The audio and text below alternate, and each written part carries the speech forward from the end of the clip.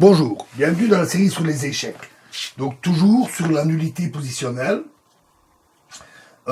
Ici une partie de Pac-Man contre Najdorf qui s'est jouée au tournoi international de 1948, le trait au blanc. C'est une position tout à fait caractéristique de la variante Schevinger de la défense sicilienne. Et ici les blancs disposent de plus d'espace. Mais la position des noirs est très solide et ils ont des contre-chances latentes sur la colonne C, ce qui est très caractéristique de la sicilienne. Et la partie s'est achevée par une répétition de coups. Donc les blancs ont joué dame F2, tour F8, dame D2, tour D8 et dame F2 nul. Mais pourquoi ça? Alors, ça peut paraître incompréhensible.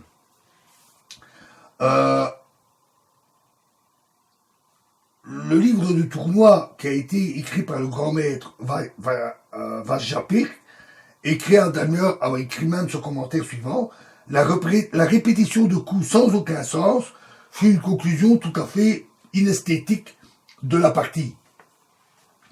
En réalité, la répétition de ces coups était motivée, sinon même forcée. Dans la position du diagramme, les noirs ont la menace positionnelle fou F6. Les blancs auraient eu alors les possibilités suivantes. Sur fou F, après fou F6, dame prend D6, probablement une erreur. Dame prend D6, tour prend D6, fou prend C3, B prend C3, cavalier F6, avec un jeu noir nettement meilleur. L'autre possibilité,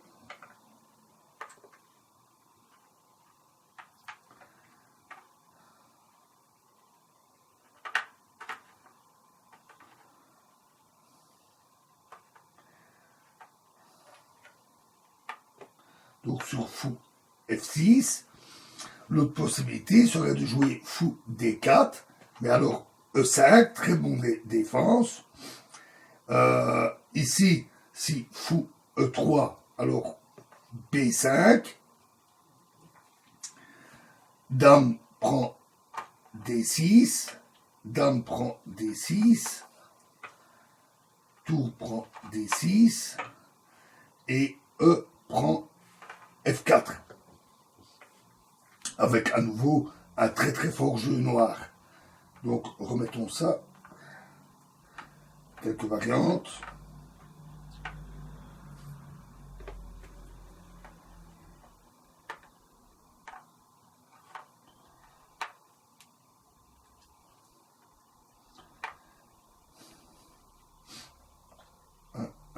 Donc sur fou F6, fou D4, E5,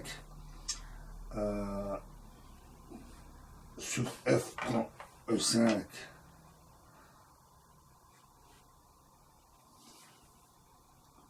pardon, sur fou E3, alors B5, et l'autre possibilité c'est la prise en passant, bien sûr. A prend B6, cavalier prend B6, tour prend A6, et cavalier C4, attaquant la dame, avec à nouveau un très fort jeu noir.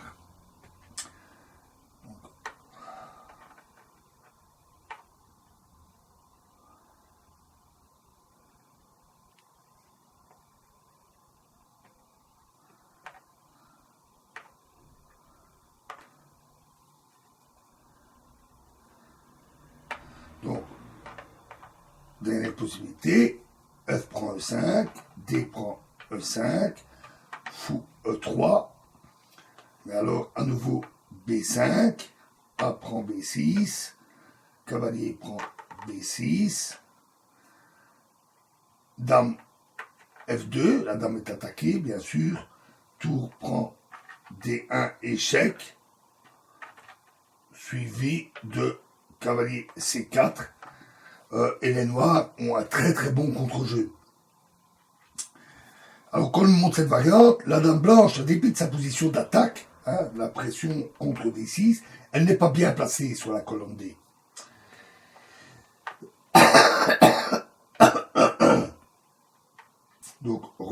remettons ça pour voir pourquoi ça s'est passé comme ça pendant la partie.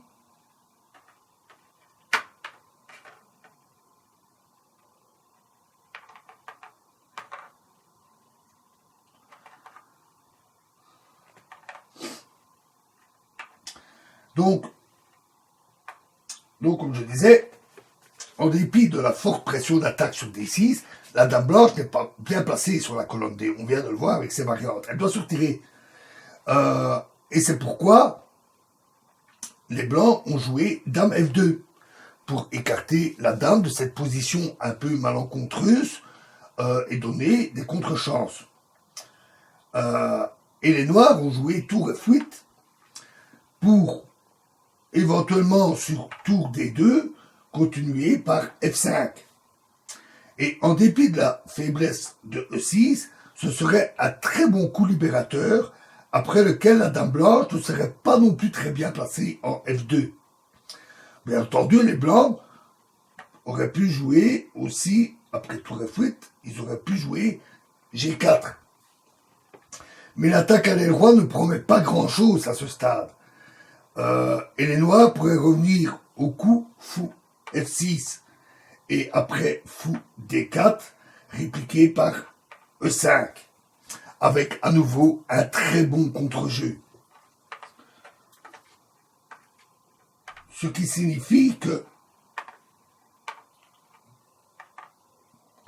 la dame F2 était tout à fait motivée, elle ne pouvait pas rester sur la colonne, et tour F8, une réponse appropriée, vraiment appropriée. Et les blancs n'avaient d'autre choix que de revenir en D2, et à nouveau cette répétition de coups. Répétition de coups qui n'était pas très facile à voir. Bravo pour les deux joueurs qui ont opté vraiment pour la meilleure solution. Et très difficile à voir puisque le grand maître qui a rédigé du tournoi ne l'a pas remarqué. Voilà. Et prochain exemple dans la prochaine vidéo. Je vous remercie.